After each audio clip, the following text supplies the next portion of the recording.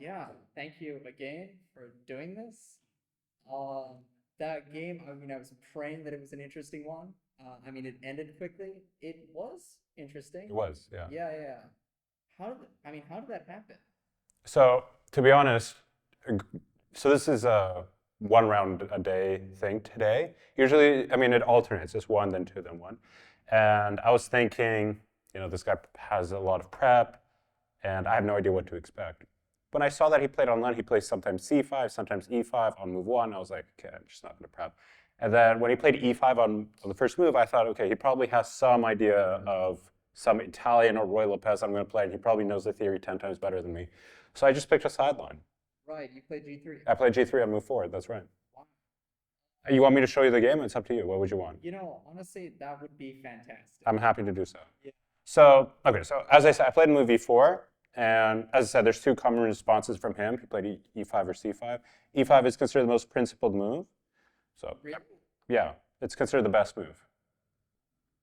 This is the first I'm hearing that, but I mean, okay, like in terms of principle, I mean, like couldn't you say that you typically want an asymmetrical response if you're being ambitious? If your opponent wants to be ambitious, but I'm talking about black starts from disadvantage. Yeah. So theoretically, they're happy with a draw. And of course, my opponent's lower rated than me by over 130 points. So he's definitely happy for a draw against me. And he's black, so everything's... And he knows that I want a game. I just want a game. Okay, so I played e4, he played e5. Knight f3, most common response, developing the tempo, hitting the pawn. He brings out his knight to c6, defending the pawn. And here there's tons of common responses. I can go d4, which becomes the Scotch. I can play bishop c4, which is the Italian, or bishop e5. I know that he knows all this way better than me. And so my logic is like, just keep it simple. I did not have this prep much because I didn't even know what he was going to play, so it gave me an excuse to not prep. So I played knight c3. Ultimately, there's nothing wrong with this move. It's not as ambitious, and there's a lot of kind of drawing lines with this option. Black selects the 4 knights, and still I can go d4, and this is considered like a very easy way to just trade off all the pieces and go for a quick draw. There's bishop b5, which is mildly complicated, but if black knows 5 to 10 moves of theory, there should be no problems. And I can't really give him any problems outside of theory. So I played g3. Yeah, I mean, first of all, knight c3, like, because I know you, is shocking. And then g3 is, to me, is just kind of like, it just looks strange. I'm happy to explain. So to explain your point, I mean, look, obviously when people think about me, they don't think about normal openings. And they think about something aggressive, attacking, because that's my style. I like to switch it up, play random stuff. When I play knight c3, it seems like I'm just going to go for something boring, like a boring draw, kind of like a London or something where I'm not playing ambitiously. But there's this young kid, Atanesov, who plays a London all the time, for example, and he gets incredibly tactical positions. So it's really not up to the opening. It's up to the player to pick what kind of dynamic he chooses to have in the game. g3 is a very counterintuitive move. It only works because the engines say so, meaning it works, black is slightly better. I'm already worse after this move. The reason why it's bad is I have this open diagonal for my bishop, and now I'm creating a new one for my bishop. I'm wasting time. I should be worrying about development quickly. But on the other hand, I'm trying to avoid theory, and I know that he definitely doesn't know this as well as me, and it turned out I was right. Here, there's like a few good options. Bishop c5 is most common. You just put the bishop on the open diagonal, and there's nothing wrong with this. You could go d5 right away, trying to take the center. And again, there's nothing wrong with that either. In fact, these are the two best moves. If you don't play that, white already is slightly better. Again, you're playing g3, you can't expect it for a big advantage. But all I want is to get something playable and something outside my opponent's comfort zone. He puts his bishop on b4, targeting my knight. So bishop b4, isn't that unusual? It is. Yeah. So as I said, the two most natural moves are the two best ones. In chess, especially when your opponent plays unprincipledly, like I always do, you want to punish it by playing as principled as possible. The best way to beat me is to play very basic, develop your pieces and hit the center. I'm going to be playing on the sides. If you're going to join me in that game, it's going to be a tough fight for you. But if you play principled, it's going to be tough for me. So g3 makes sense. I'm just fianchettoing my, bishop b4 doesn't make sense. He's putting his bishop on a suboptimal diagonal. And it's important to know that when I'm fianchettoing my bishop, he can't take and then grab said pawn. Because if he does so, I can take this pawn back. And typically, opening up the position when I have the two bishops is good for me, not for my opponent. Yeah. Now, if he takes my knight, I take back. It's around slightly better. Again, I'm not going to lie to you. There's not a big advantage here. There's nothing interesting here. If he were to try to go for material here and try to win this pawn, the problem is that when he takes my queen, his knight is trapped. When I take his, it's not. What I mean by that, I take, takes back, take the queen. And not only am I up a piece, but if he's not careful, I could be up 2 pieces because my knight has a way out. His knight doesn't. All the squares are protected around the knight. So he can't go for all of these trades because it's suboptimal for him. And that very much limits his ability to make problematic decisions for me. So he castles. I castle. And the same idea exists with the discovered attack. So he now defends the pawn. So now he is literally threatening to take the pawn. And here it was like my first brief think. I thought for about 3 minutes. At this point, I already have 93 minutes or 92 and change. So I have 2.5 minutes more than I started with. And I have a few options. I can either defend the pawn this way or d3. The reason why I didn't select rook e1 is because later I am going to push this pawn, for sure, and I just don't want to be pinned. And many variations that's going to be slightly annoying. And I don't want to make this bishop look good. I just played d3, logical, potentially opening up my bishop. Again, even here, I'm certain that I have barely anything going for me in terms of what the computer said. But it's a game already. Nothing is traded, which is to my advantage. It's meaning psychologically, I love not trading things. And secondly, I have a lot of play, whether it is to put my bishop here, rerouting my knight, going for an f-pawn break, maybe putting my knight here. I have a lot of ideas. Right. This is, it's very interesting how this position would lead to a miniature. Yeah, you wouldn't think so. If I told you this game is going to end in 11 moves from now, you would say how. And especially, okay, if I'm playing someone that just started, it's understandable, but this player is, a FIDE Master, and he once crossed 2,300, so this is no joke. He's a very good player. I actually once played him about 14 years ago, so he was good even when he was very young. So, okay, so I have many ideas, and I think he makes his first inaccuracy of trying to take control of the center. As I said, you want to play principled when I'm playing so bizarrely, but he already started making unprincipled decisions. So he has to now deal with my concrete ideas, whether this pin to stop it or to open up his bishop slowly.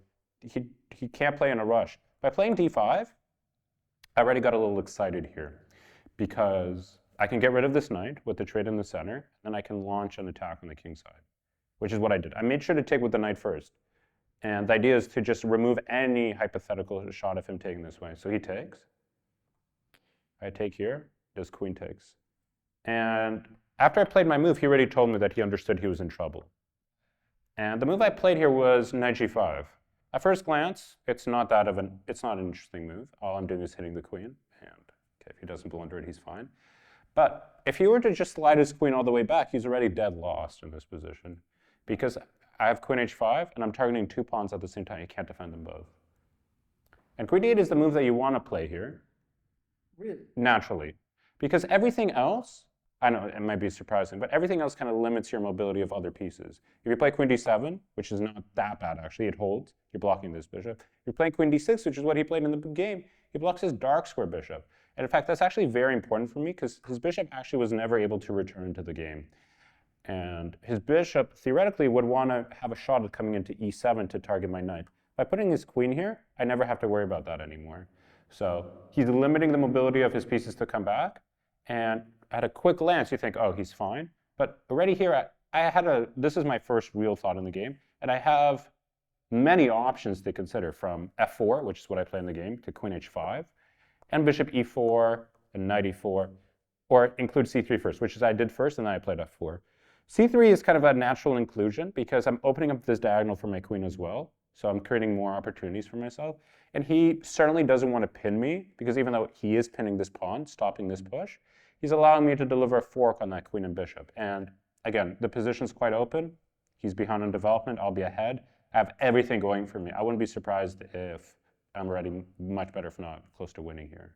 Really, the problem with d5 was that he's opening up the position, and he is behind Yeah, he's a few tempo bit. He's not ready for it. That's the whole thing. If you want to open the position, you have to be ready for it.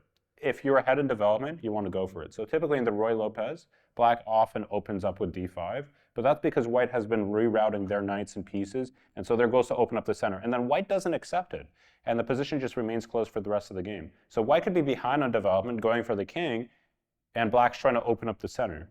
But here, I was happy to open the center because he's behind. And so it's all to my benefit. He puts his bishop on a5. I mean, his bishop's out of the game now, and it's kind of given me that free mobility of putting my queen here if I choose. And here, honestly, I think I played a good move here, but I wouldn't be surprised if it's not the best. Have you checked the... I have not, which is a good thing. Do not tell me.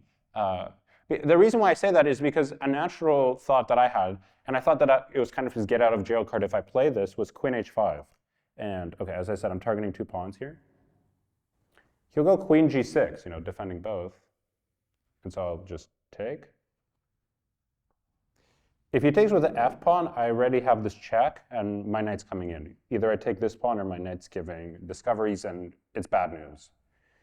So he's going to take with the other pawn, but I still put my bishop on d5, targeting this pawn. He can defend it once, but now I'm going to go f4. I'm going to apply more pressure. And if his bishop moves or his knight moves, he has to worry about this guy hanging. This check doesn't really scare me, and I have all my pieces going. I saw this position in my head, and I didn't see any concrete thing. And when I played the move I played, I thought, yeah, please. So in this position, I'm guessing that rook f8, it's just that white has unlimited moves now, right? And so, I don't think this is the best. Most likely not, but you're ultimately hitting to that key point, which is he could be playing passively and he could be borderline holding. And that wasn't a decision I was able to make on the spot as to whether or not I'm winning here. I felt comfortable, meaning I wouldn't lose, as long as I don't do something crazy. But I'm definitely not, in my head, I wasn't winning.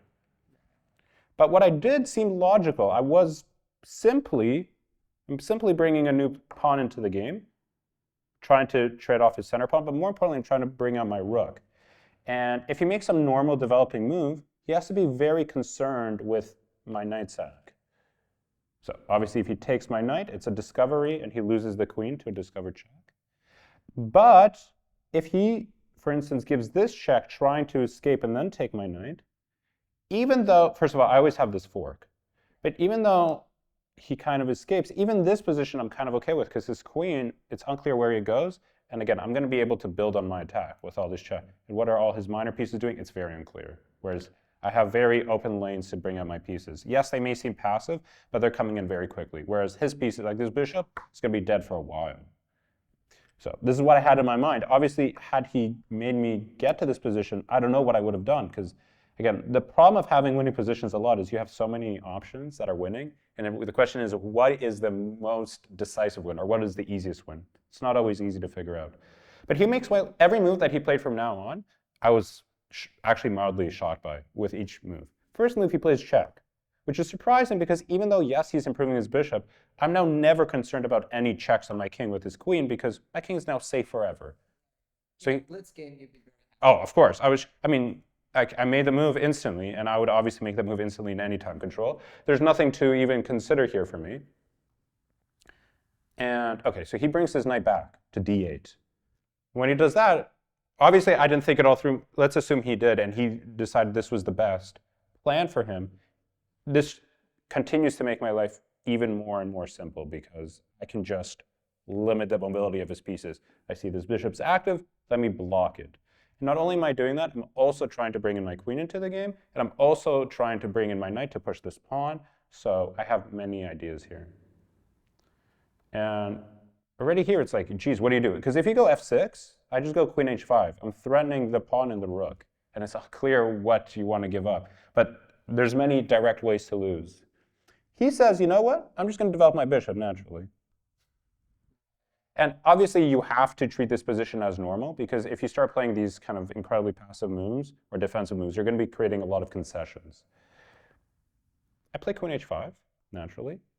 He could go for queen h6, but I would destroy his pawns, worst case scenario for me, and he would create a very weak hole on f6. So let's say we were to trade. I would go knight e4, And I'm able to target both this pawn and threaten the fork. So I played in this position. I played queen h5. And I was like hoping he wouldn't go queen h6 because I thought this would prolong the game for him. He played h6, which again, to my surprise. I played knight e4.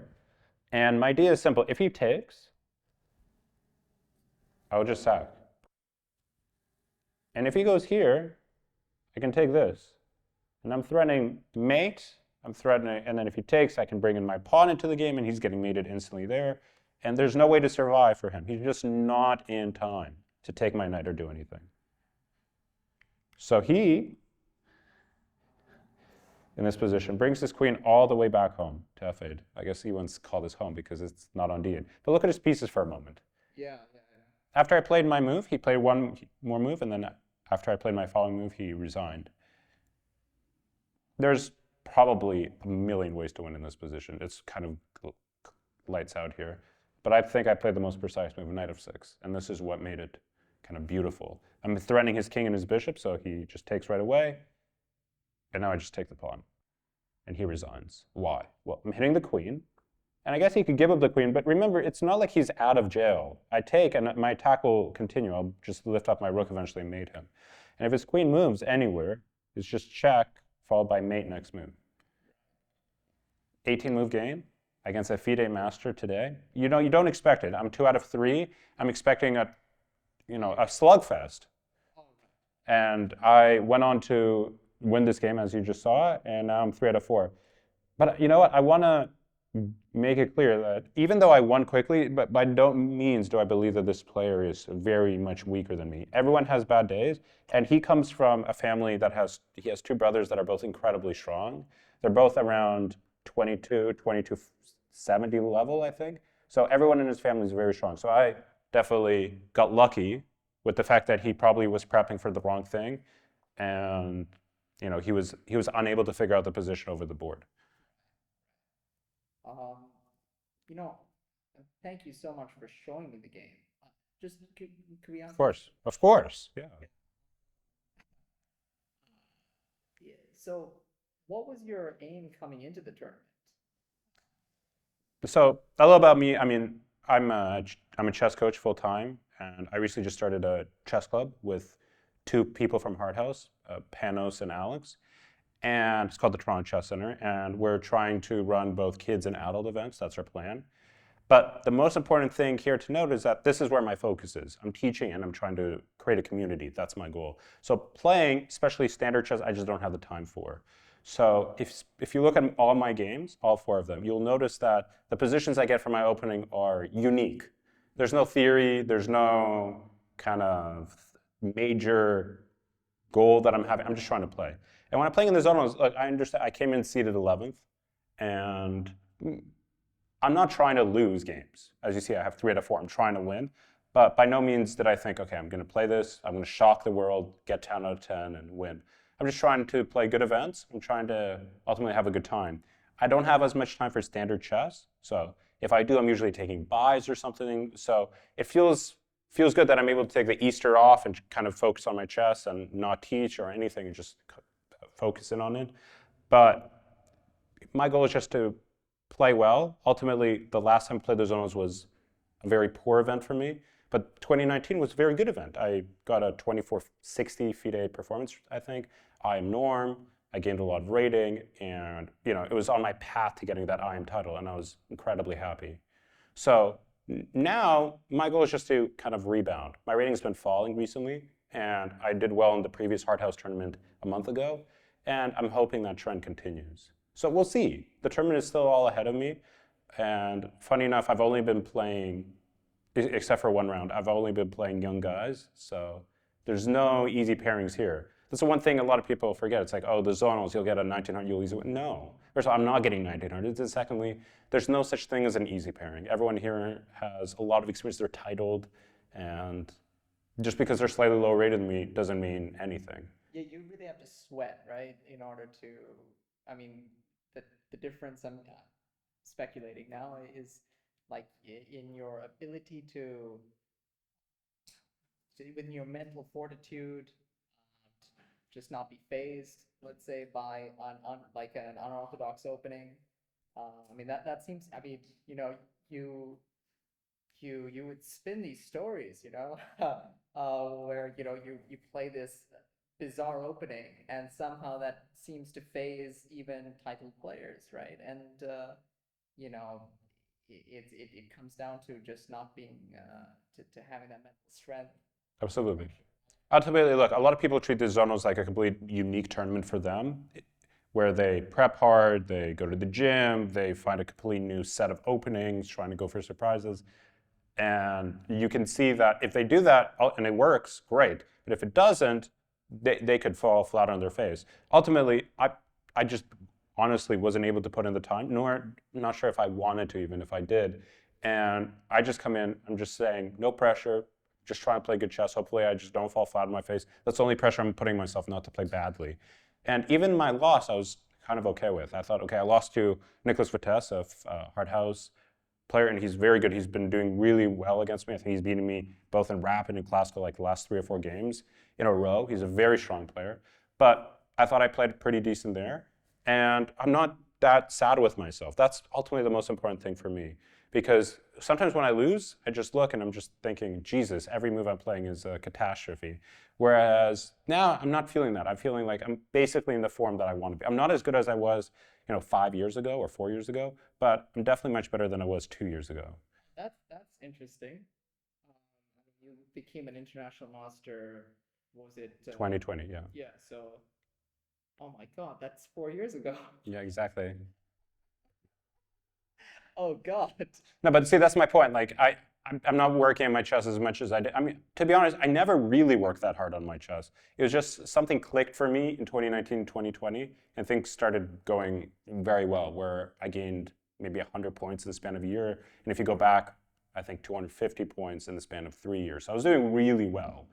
Maybe even last 2 years, I want to say. Like every tournament, there was no such thing as a bad tournament. It was either an amazing tournament or just a decent tournament. There was no bad events. There were bad moments. There weren't even bad games, that many, because I was winning so much. I was playing at Hart House, the Ivy League. I was going 5 out of 5 there. I played in a norm event where I was half a point away from a norm twice. So even though, again, I was failing, even to my standards, I was pretty happy because I was getting rating, I was playing good, and sure, I had near misses, but ultimately everything was going well. But after I came back from chess in 22, a lot of tournaments were pretty bad. And not only the tournaments, singular games were very borderline embarrassing how I was playing.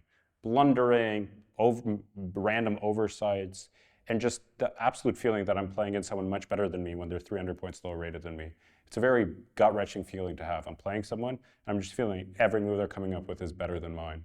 I had that in a tournament I recently played. I played 2000, and every move he came up with was better than mine after a certain moment. It was just like, I just felt out of place. Yeah. This reminds me of, you mentioned Panos, right? I mean, he doesn't have any time to play any chess. And he's a chess coach as well. Yeah. But yeah, like when he has played, there is that, there is he'll come back from it, but like the blunders are like just, well, I'll say, when he plays chess, he hasn't played chess in a very long time, right? Yeah, it's interesting. It reminds me of another thing that you said about chess coaches. And I think you said chess coaching makes your chess worse. Oh, no doubt, no doubt. I mean, I can tell. I mean, it's very simple, right? When you're not teaching and you have a normal job, and you're around my age, your chess is not getting worse. My chess is getting worse. Why is that? Because I need to empathize mentally with the level of the student I'm teaching, and irregardless of their level, I'm not teaching anyone remotely close to my level. I'm teaching tops, 2200 CFC, but there's only one of him. I'm teaching 2 people around 2000 CFC, but then everyone else is significantly lower. So I always have to think, how are they thinking? It's not, oh, let me tell them how I'm thinking, because they won't comprehend that. They want me to empathize with them. And obviously they're paying me the money to do so. And while I'm doing that, my chess is getting worse and worse and worse. And while I'm not studying on the back end, I'm not improving. I'm getting worse. So the empathy is the problem. The empathy is the problem. If I don't teach them what they want, but I teach them what I want, I'll be a good player. In fact, that's what I was doing in 2019. And I'm not saying one approach works and one doesn't. In 2019, there were things that I wanted to improve on that was good for them. So what I'd do is I'd read a book and then I'd dumb it down for them. So it was like win-win because I was working on the back end to make sure I got it. And then I dumbed it down for them, even though we were talking about the same position more or less. And so it kind of worked out for both of us and was a pretty decent coach back then. But now my goal is different. I'm just trying to make sure that I'm trying to make sure that they get everything possible out of their games. And obviously when I look at their games, it's a horror show, from epic blunders to just abominations of moves. Like I have no words to describe what I'm seeing. And so when I'm playing chess, suddenly moves that naturally came to me aren't coming naturally before. I remember I was playing, right after the pandemic, I was playing a game and it took me to find the winning move about 40 minutes after the game. During the game, I thought for 25 minutes and the move didn't even come to me. But then someone told me I was winning and I just stared at it. And it was like a 2-move win. Oh, wow. So I wasn't doing any work and it was showing. And the chess wasn't coming naturally. Before, chess just comes naturally to me, where I don't have to go for deep thinks and it's just, okay, there's a position. I feel like there's something here. Okay, let's think a little bit. Or there's nothing here. Let's just play good moves. I just had that gut reaction. Whereas at some point, it was just, I was doubting every move I was playing. There was no confidence in any move I was playing. And that really brings you back down. When I'm feeling confident, there's about 200-300 point rating difference for me. Because I start believing in my moves, the moves I'm playing are actually good, and it's kind of, I'm feeling rewarded, and I'm continuing with that, rather than I'm making a mistake, and I feel like my opponent took advantage of that. Now I'm doubting everything I'm playing. Or conversely, the game just started, and I'm like, what's a good, should I go Cf or Ef? And it's like, I don't know, and then I'm starting to doubt everything, and that's ultimately not the best recipe for success. So that's why when I'm here in the Zonals, it's a totally kind of fresh, I don't have a lot of pressure on myself. I played decently well in the previous tournament, so I'm feeling fine. And you're not concerned about GM norms or anything? I mean, I get this question a lot. Honestly, I think every IM does. Who doesn't? When you're FM, you get questions about IM. When you're IM, you get questions about GM.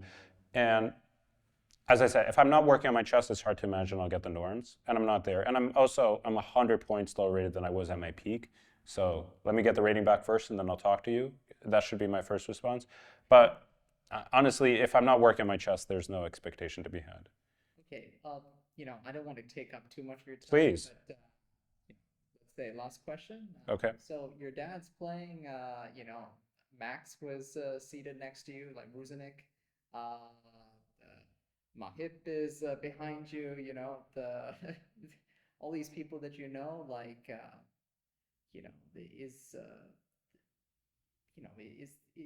how does does that help you in any way, like being on turf? It absolutely does. It absolutely does. Go ahead. Sorry, were you? No, as opposed to, let's say, I don't know, where else have you played chess? You've played chess in the States, I know.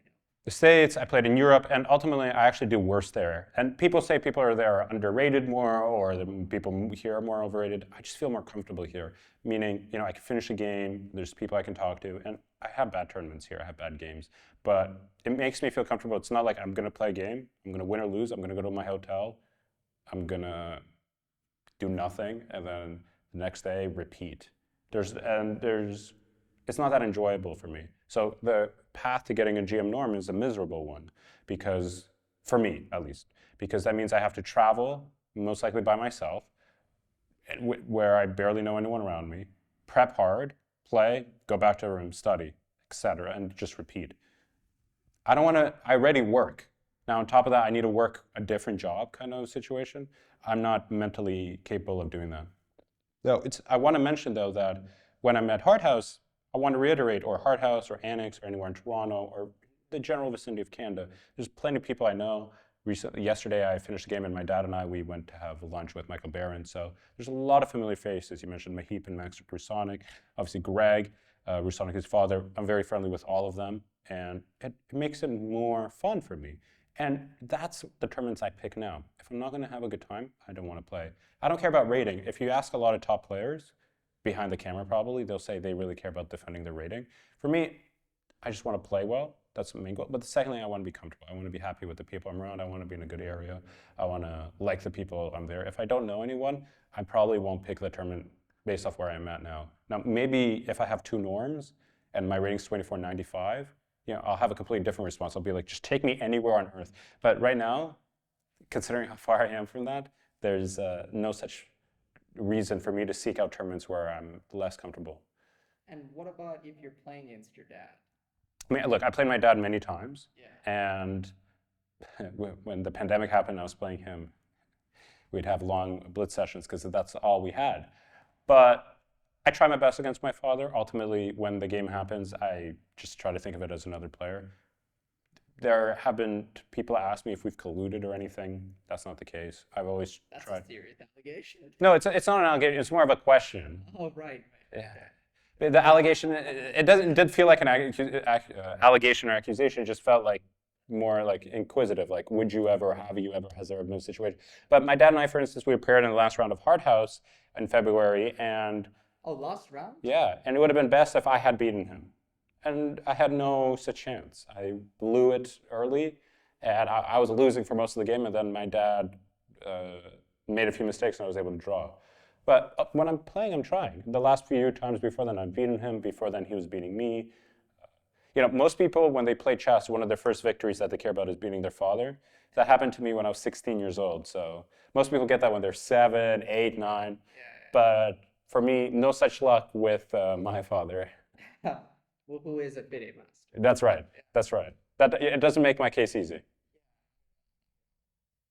Thank you so much in particular for showing me the game. Of course. Yeah, that's fantastic. I mean, I have some good memories of you showing me games. Yeah.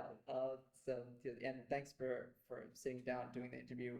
Tomorrow, if you're free, it would be great to interview you again. Good luck. We can ask more interview questions. Look, I'm more than happy to, and I'm really happy that you enjoyed the game I showed. Absolutely. Thank you so much.